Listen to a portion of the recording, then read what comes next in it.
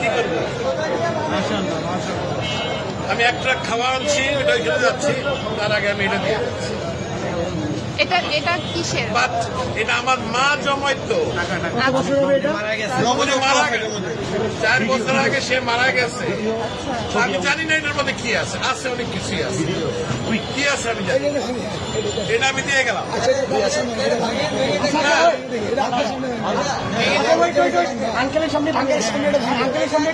যা আছে আমি এক ট্রাক খাওয়া আনছি, এটা নিয়ে আমি এখন ওইখানে যাচ্ছি। আন্টি মারা গেছে, আজকে না, আমার মা মারা গেছে।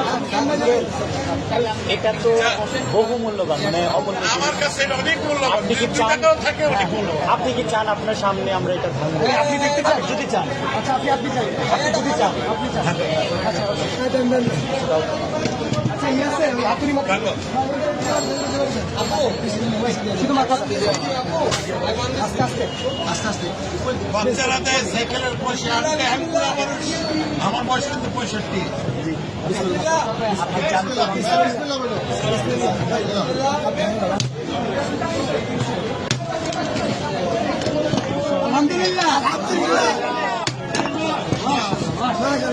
এটা আমার মায়ের জমানো পয়সা। নিজের হাতে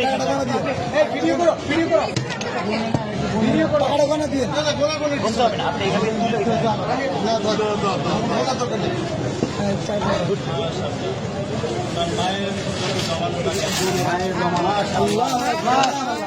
মারা গেছে,